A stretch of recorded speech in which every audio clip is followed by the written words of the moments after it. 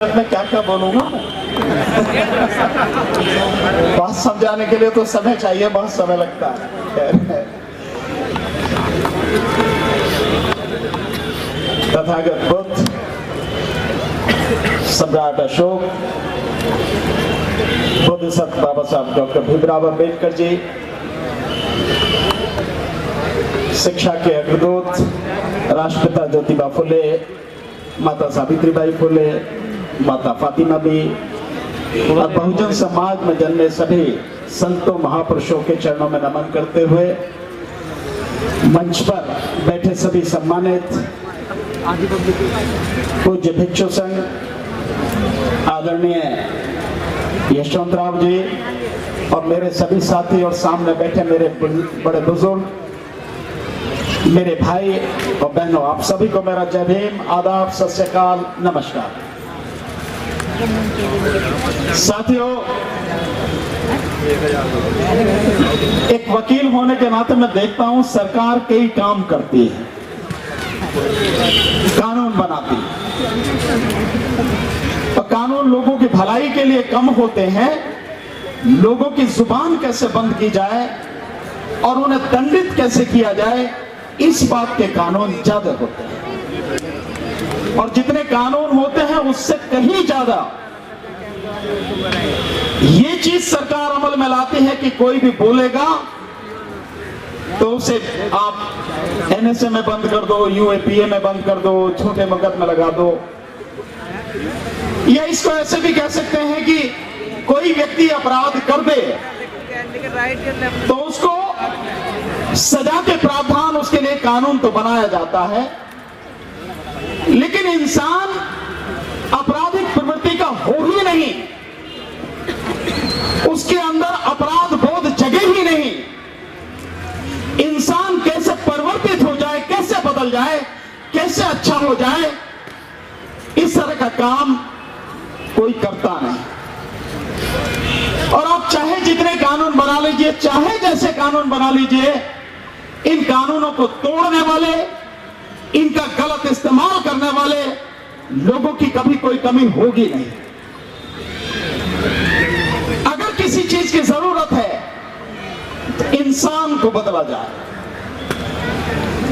यही काम कोई नहीं करता। लेकिन ये काम इस धरती पर तथागत बुद्ध ने किया, हमारे संतों और महापुरुषों ने किया। और वाकई में अगर दुनिया में एक स्थायी परिवर्तन चाहिए, एक बदलाव चाहिए, कुछ अच्छा हो, ऐसा कुछ चाहिए, तो बुद्ध के रास्ते के अलावा दूसरा कोई रास्ता इस धरती पर है नहीं। केवल बुद्ध का रास्ता है जो इंसान को उन सारे अवगुणों से, उन सारी कमजोरियों से, सारे दुर्गुणों से दूर कर देता है। केवल वो बुद्ध का रास्ता है। और क्या है बुद्ध का रास्ता? बहुत छोटे से में अगर समझे तो, हालांकि तथागत बुद्ध से जब एक बार एक बुजुर्ग महिला, उन्होंने पूछा कि धर्म हमें तो बड़ी बड़ी बातें समझ में नहीं आती, थोड़े से शब्दों में समझा दो। तो यहां बताया भी था, पहले वो बातें बोली भी थी जिस समय त्रिशरण पंचशील हो रहा था। लेकिन मैं उस बात को आपके सामने दोहराना चाहता हूं कि तथागत बुद्ध ने कहा कि धर्म तो ऐसा ही होना चाहिए कि सबकी समझ में आ जाए। अगर समझ में ही नहीं आएगा तो धर्म क्या है, उसका कोई मतलब नहीं है। तो उन्होंने कहा, समझाया उस मां को कि सबको वापस से एकरणन कुशल से उपसंपदा से चित्त परियोदपनन एस बुद्धानुशासन, यानी सभी पाप कर्मों से दूर रहो, सभी शुभ कर्मों की जो दौलत है उसको संचित करो, यानी शुभ कर्म करो और अपने मन को नितांत निर्मल करो। बस यही बुद्धों की देशना है, यही बुद्धों की शिक्षा है। और इसके लिए तथागत ने बहुत अच्छी तरह से समझाया। अब आत्मदीपो भव, अपना प्रकाश स्वयं बनो। और केवल कहा नहीं, उन्होंने अपने जीवन में यह सब कुछ किया और उसके बाद लोगों तक वो ज्ञान पहुंचाया। बाबा साहब डॉक्टर अंबेडकर 1956 में हमें वो रास्ता बताकर गए थे। अपने अंदर झांक कर देखो ईमानदारी से, क्या हम उनके रास्ते पर चले? अगर उनके रास्ते पर चलते तो आज जो चीजें हमारे सामने आ रही हैं कभी नहीं आती। और अब तो आपके पास में बहुत ज्यादा समय भी बचा नहीं है। अगर आज से भी ये तय कर लो कि न केवल मैं तथागत के बताए रास्ते पर चलूंगा, बाबा साहब का सच्चा अनुयायी बनूंगा, बल्कि अपने परिवार और लोगों को भी जहां तक भी हो सकता है इस ज्ञान को, शिक्षा को उन तक पहुंचाऊंगा, तो भी शायद कुछ बच सकता है। एक ही साल का समय है आपके पास में लोकसभा चुनाव के बाद में। मैं ये बात इसलिए कह पा रहा हूं कि पूज्य भंते जी ने यहां पर वोट की बात कही, हालांकि नोट की भी बात कही, और आदरणीय भंते सुमित रत्न जी ने तो 1 रुपए से 10 रुपए तक कही, जिसे आगे चल के 100 कर दिया, और पूज्य भंते जी ने 1000 रुपए कर दिए। दान तो दो, इसमें तो कोई बात नहीं, चाहे 1000 हो या 10 हो। तो मैं वोट की बात हुई थी इसलिए बात कह रहा हूं कि अगर 2024 के लोकसभा चुनाव में, और इसलिए भी कहने की बात कर रहा हूं कि बाबा साहब डॉक्टर अंबेडकर ने कहा था राजनीतिक शक्ति हर ताले की चाबी है। और यहां जितने भी बैठे लोग हैं, मैं अपने को भी इसमें गिनते हुए, हम में से कोई भी बाबा साहब की चरणों की धूल के बराबर भी ज्ञानी नहीं है। हम उनसे ज्ञानी नहीं है तो उनसे सीखो, इसीलिए वोट का अधिकार दिया। लेकिन लोग किस नींद में सोए हुए हैं इसका पता नहीं साथियों। 2024 आपके सामने है। अगर इसमें सत्ता परिवर्तन नहीं हुआ केंद्र में, तो आप किसी काबिल नहीं रहेंगे। और यह सरकार, मैं इसलिए कह पा रहा हूं कि भंते जी ने मुझे यह अनुमति दी थी कि आप ईवीएम की बात भी कहना, भंते जी को ध्यान होगा। और ईवीएम अगर है तो आप आज की जो सत्ताधीश पार्टी है उसे नहीं हटा पाएंगे। पर मुझे विश्वास है कि आप ईवीएम के लिए जन आंदोलन नहीं करेंगे। मैं अनुभव से बता रहा हूं, आपके प्रोग्राम में लखनऊ में जब आपने बुलाया था 3000 जो हम ईवीएम को हटाने के लिए एक कैंपेन चला रहे हैं, वो कैंपेन क्या है वो भी मैं आपको बताना चाहता हूं। हस्ताक्षर अभियान चला रहे हैं।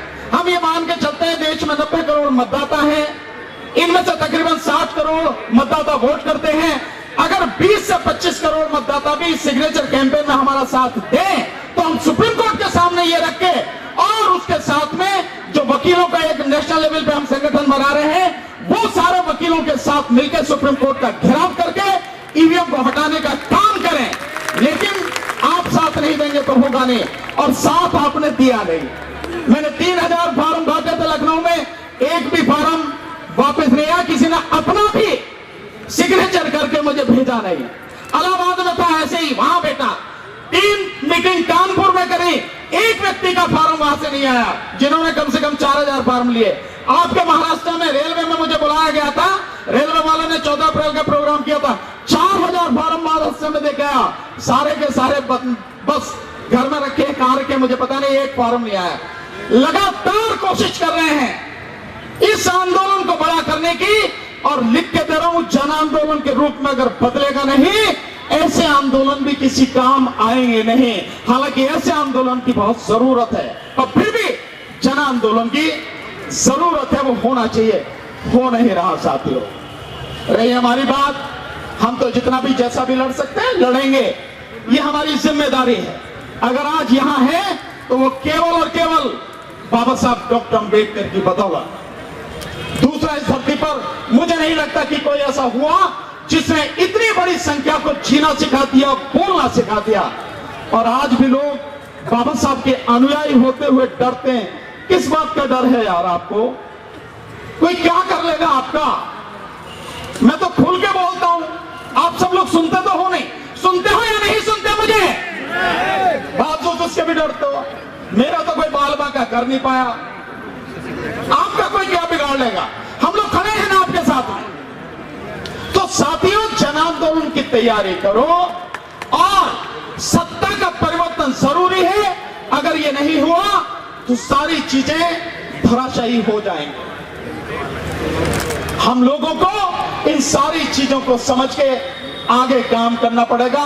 समय हो चुका है, और भी साथी बोलने वाले हैं, क्योंकि बात समझाने के लिए बहुत समय चाहिए, कम से कम आधा से 1 घंटा, उसके बिना बात नहीं समझाई जा सकती। पर जितना समय है, मैं समझता हूं मेरी बात को आप, मेरे संदेश को आप समझेंगे और इस पर अमल करने का प्रयास करेंगे।